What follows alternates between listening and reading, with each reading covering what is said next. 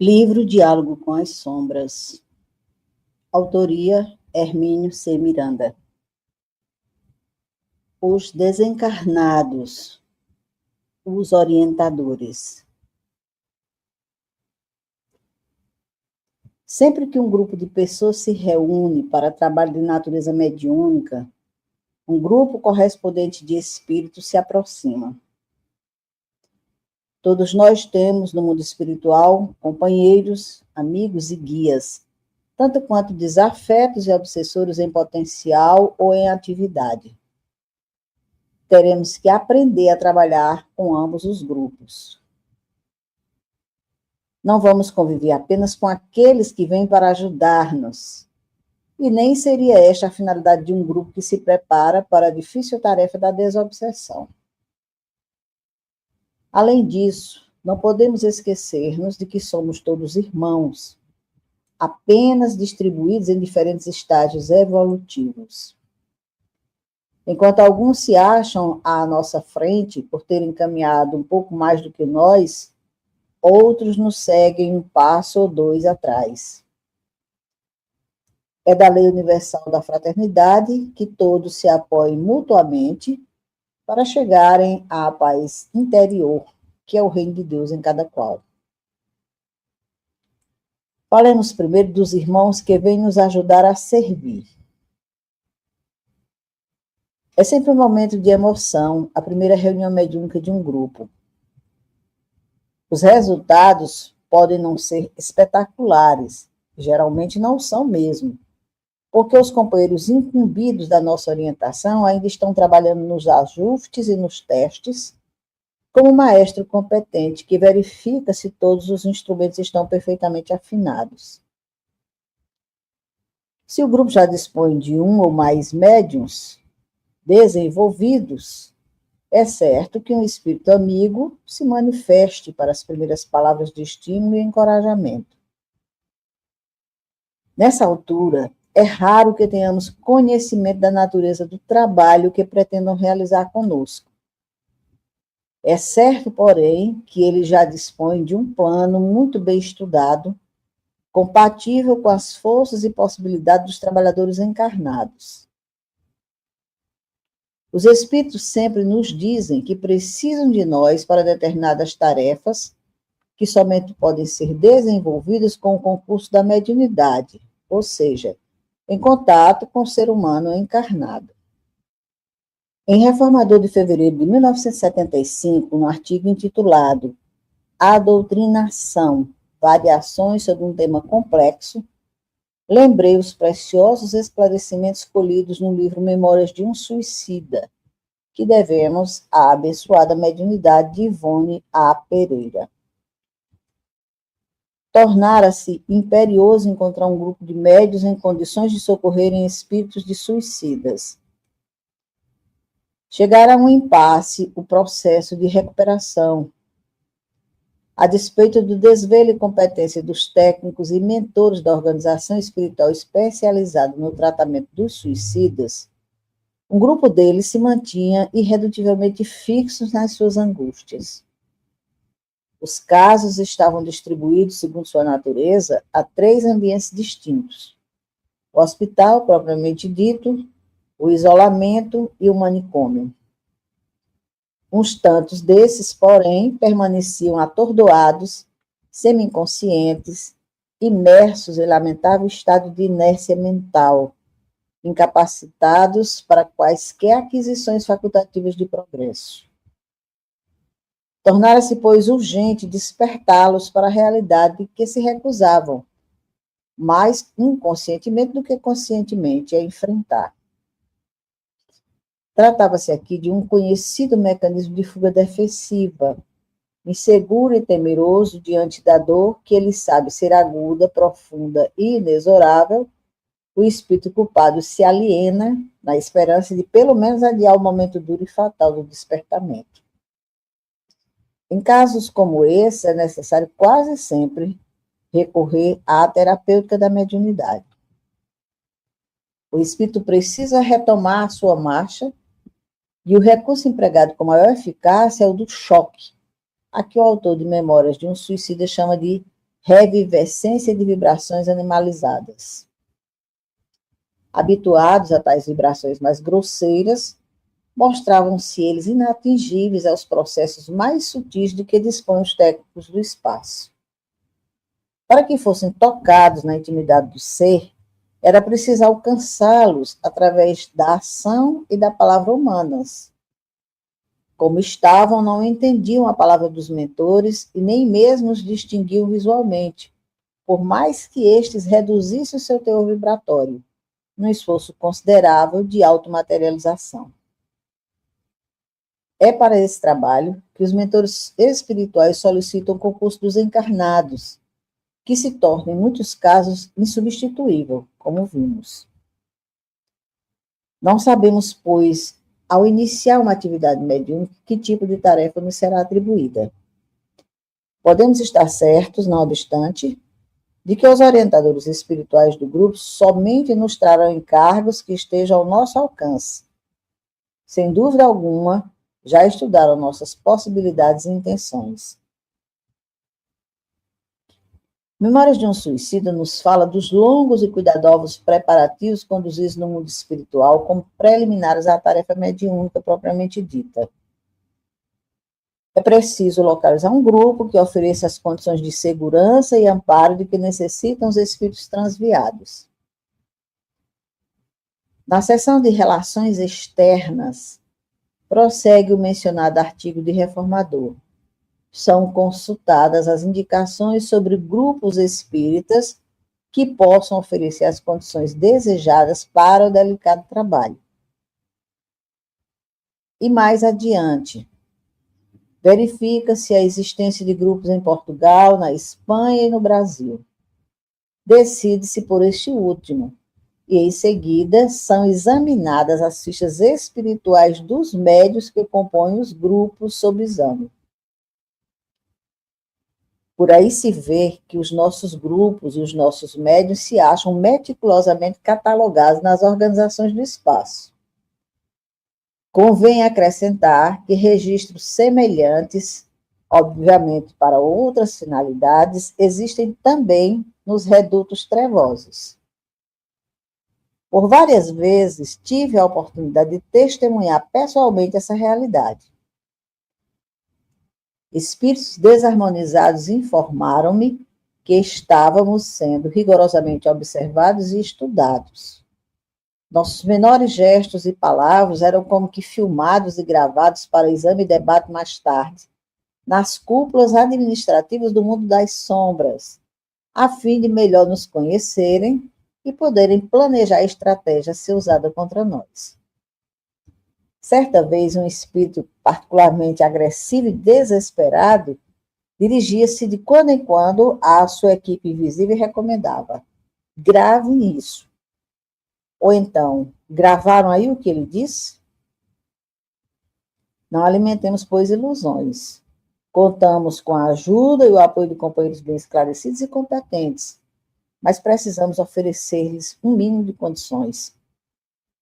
São enormes as responsabilidades desses amigos invisíveis e as qualificações exigidas para as tarefas que desempenham junto a nós são rígidas.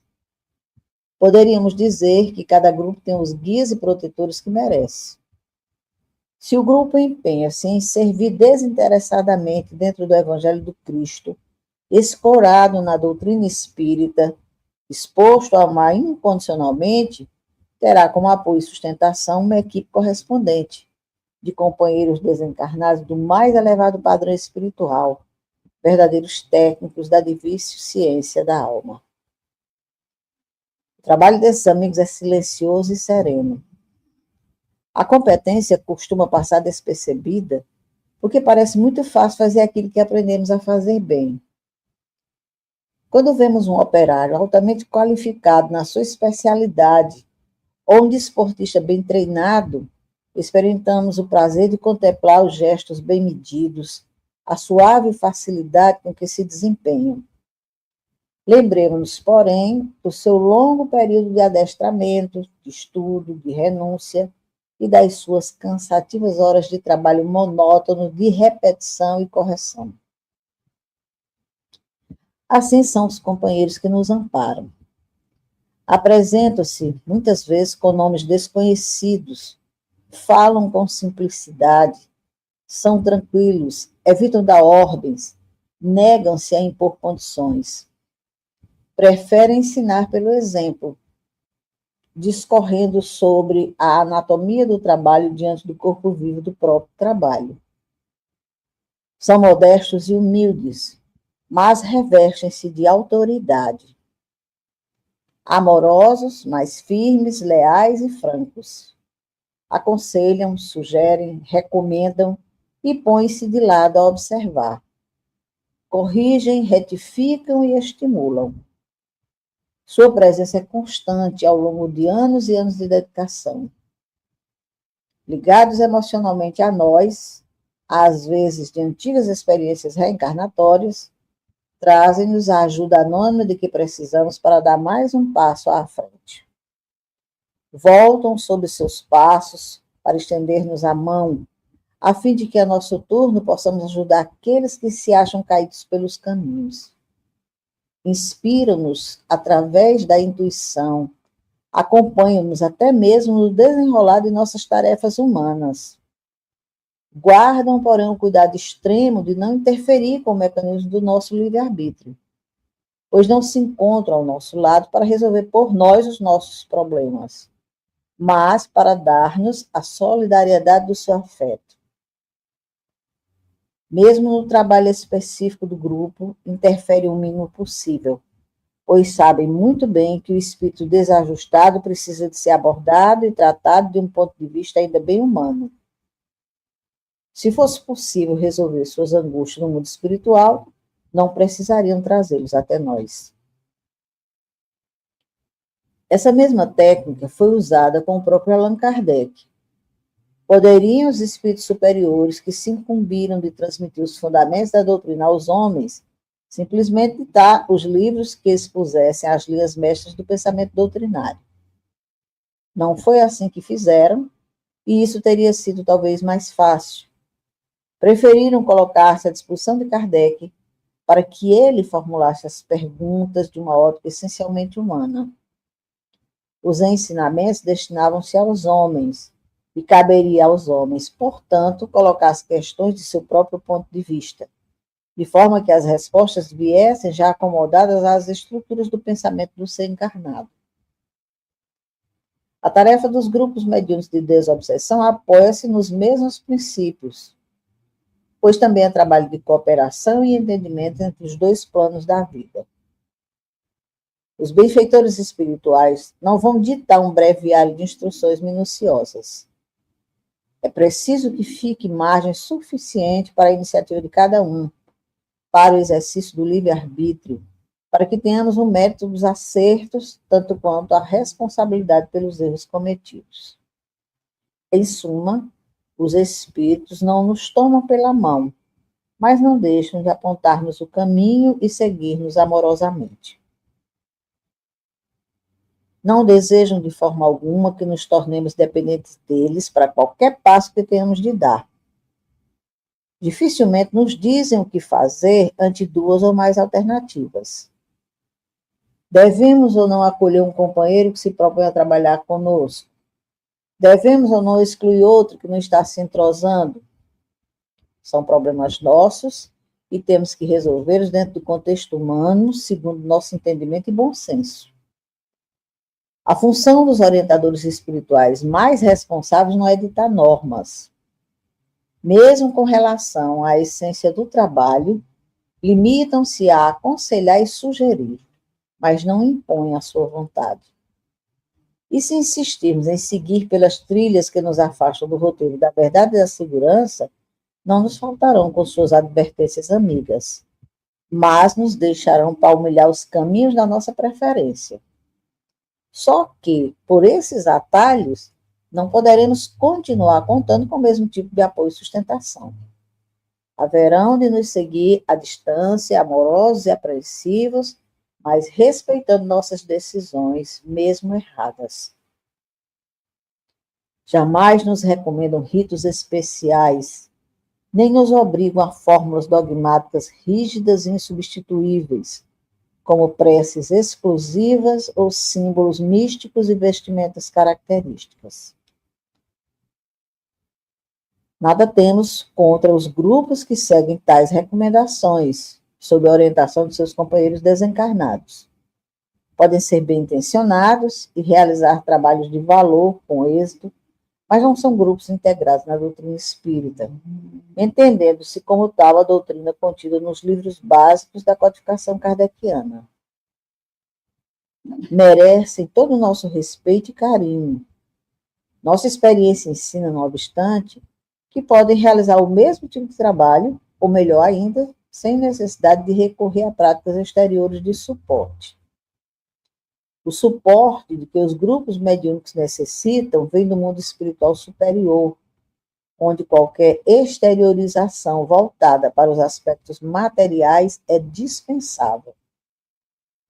Nada, pois, de velas, símbolos, imagens, ritos ou vestes especiais. Não é preciso. E se um companheiro começar a recomendar tais processos, podemos tranquilamente dissuadi-lo com bons modos, é claro, mas com firmeza. Os amigos espirituais que se incumbem de orientar o grupo raramente revelam toda a extensão de suas responsabilidades e encargos. Somente a observação atenta, no decorrer de muito tempo de trabalho, permite-nos avaliar parcialmente a importância de suas presenças junto de nós. Geralmente fazem parte de amplas organizações socorristas que se incumbem de orientar e assistir inúmeros grupos, onde se reúnem pessoas de boa vontade, ainda que de limitados recursos. O trabalho que nos trazem obedece a planejamentos cuidadosos, cuja vastidão e seriedade nem podemos alcançar para entender. Todo o seu esforço é conjugado com o de outros espíritos encarnados e desencarnados. São eles os preparadores das tarefas específicas do grupo, e são eles que se incumbem de dar continuidade ao serviço depois que o espírito necessitado é atendido. Sabemos muito bem que a maior parte do trabalho, a mais delicada e de maior responsabilidade, é feita no mundo espiritual. Os espíritos desarvorados, seja por que razão for, já vêm para a manifestação mediúnica com um certo preparo prévio. Os benfeitores espirituais é que se incumbiram de localizá-los e desalojá-los de suas posições, muitas vezes tidas por inexpugnáveis, para trazê-los até nós. Inúmeros recursos são utilizados para isso. Técnicas de magnetização e persuasão, ainda desconhecidas de nós, são aplicadas com enorme competência e sentimento da mais funda fraternidade. Frequentemente, os espíritos atormentados nem sabem por que se acham numa sessão falando através de um médium. Ignoram como foram trazidos ou se dizem convidados, julgando que vieram por livre e espontânea vontade. Muitas vezes admitem estar constrangidos, contidos, sob controle, mas não sabem de onde vem a força que os contém. Os benfeitores assistem à sessão, socorrem-nos com seus recursos nos momentos críticos, fazem pequenas recomendações ou dão indicações sumárias através da intuição ou da mediunidade ostensiva de algum companheiro. De outras vezes, em casos mais difíceis, incorporam-se em outro médium para ajudar no trabalho de doutrinação ou de passes. Encerrada a sessão, cabe-lhes recolher os companheiros aflitos, estejam ou não despertados para a realidade maior. Os espíritos arrependidos e dispostos à recuperação são levados a centros de reeducação e tratamento e entregues a outras equipes espirituais já adestradas para esse tipo de encargo, enquanto a tarefa no grupo mediúnico prossegue. Durante a noite, enquanto adormecemos no corpo físico, nossos espíritos desprendidos, parcialmente libertos, juntam-se aos benfeitores para o preparo das futuras tarefas mediúnicas. Descemos com eles às profundezas da dor e muitas vezes realizamos com eles autênticas sessões em pleno espaço para o tratamento preliminar de companheiros já selecionados para a experiência mediúnica, ou irmãos que, já atendidos por nós, necessitam mais do que nunca de assistência e amparo para as readaptações e o aprendizado que os levará à construção de suas vidas, desde o descondicionamento a dolorosas e lamentáveis concepções até o preparo de uma nova encarnação. Cabe às equipes de esclarecidos companheiros desencarnados todo esse trabalho invisível do qual participamos, às vezes, como figuras sempre secundárias em nossos desprendimentos. O nível espiritual e o status moral desses companheiros revela-se na sua maneira de agir e falar. Temos que aprender a formular sobre eles o nosso próprio juízo. Com algum tempo de vivência na tarefa mediúnica, estaremos em condições de fazê-lo com relativa segurança, se nos mantivermos atentos e vigilantes. O grupo bem orientado e sustentado pela prece, pelo conhecimento doutrinário e pela prática evangélica, contará sempre com o apoio de companheiros desencarnados esclarecidos. Isto não quer dizer, porém, que deveremos aceitar tudo quanto nos vem do mundo espiritual, sem análise crítica. A doutrina espírita não recomenda a aceitação cega de coisa alguma. Ao contrário, incentiva-nos a tudo examinar para colher apenas o que a razão sancionar. Os espíritos esclarecidos não se aborrecem nem se irritam com esses cuidados que entendem necessários. É preciso, entretanto, não cair no extremo oposto de tratar qualquer companheiro espiritual com aspereza e desconfiança injustificáveis. Ao cabo de algum tempo de convivência, formulado o juízo sobre os nossos orientadores, saberemos identificá-los e conheceremos seus métodos de ação. A delicadeza do trabalho e seu ponto crítico estão exatamente nesse balanceamento entre vigilância e confiança. Sem um perfeito entendimento entre as equipes encarnada e desencarnada, é impraticável um trabalho produtivo e positivo. Temos que buscar o terreno comum da harmonização e da integração, o que não é o mesmo que aceitar tudo sem exame. Essa vigilância, insistimos, é indispensável. Se o grupo transvia-se e vai insensivelmente afastando-se das boas práticas doutrinárias, fica entregue à sua própria sorte. Esse é o momento em que outros companheiros desencarnados se aproximam para substituir os mais esclarecidos. Em casos assim, poderão tentar assumir também a identidade dos que se afastaram. Não nos esqueçamos de que todos os métodos são válidos para aqueles que se enquistaram no transviamento moral. Se não estivermos atentos, nem sentiremos a mudança, e dentro em pouco estaremos inteiramente dominados, exatamente por aqueles que se opõem aos nossos trabalhos, envolvidos numa vasta e bem urdida mistificação, quando não desarvorados também, com um grupo em vias de desagregação e até obsidiados ou fascinados por espíritos que se apresentam com nomes importantes. Os orientadores do grupo geralmente dirigem uma breve palavra de saudação no princípio da reunião e uma ou outra recomendação sumária. Fazem isso mais para marcar sua presença, como se desejassem simplesmente dizer: estamos aqui, amigos, não temam. Durante o desenrolar dos trabalhos, portam-se com discrição e serenidade, interferindo o mínimo possível, sem, no entanto, deixarem de nos proporcionar toda a assistência de que necessitamos. Em casos extremos, podem provocar a contenção do manifestante com seus recursos magnéticos ou incorporarem-se para um diálogo mais direto com o espírito. Mas isso não é comum.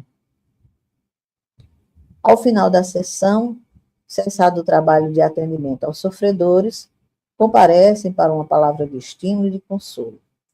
É esta mensagem que, se possível, deve ser gravada porque contém usualmente preciosos esclarecimentos acerca do trabalho em particular e sobre a doutrina em geral.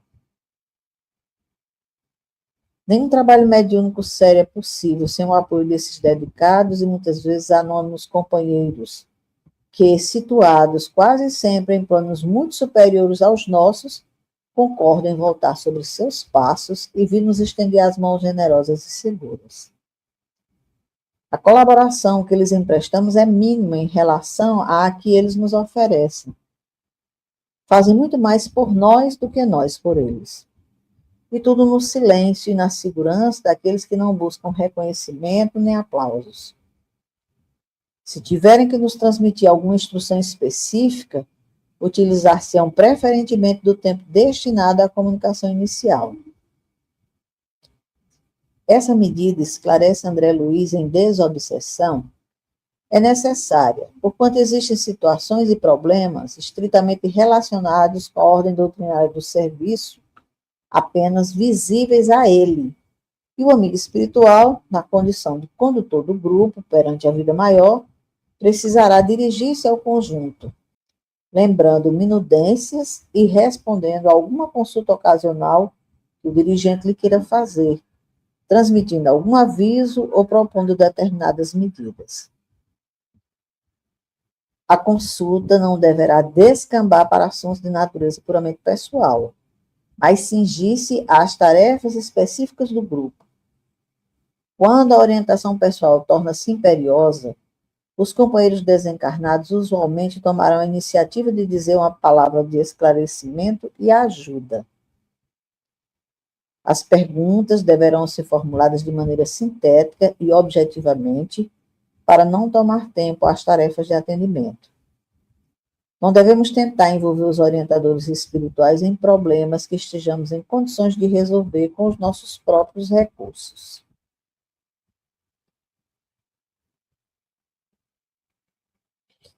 Encerramos aqui esse item.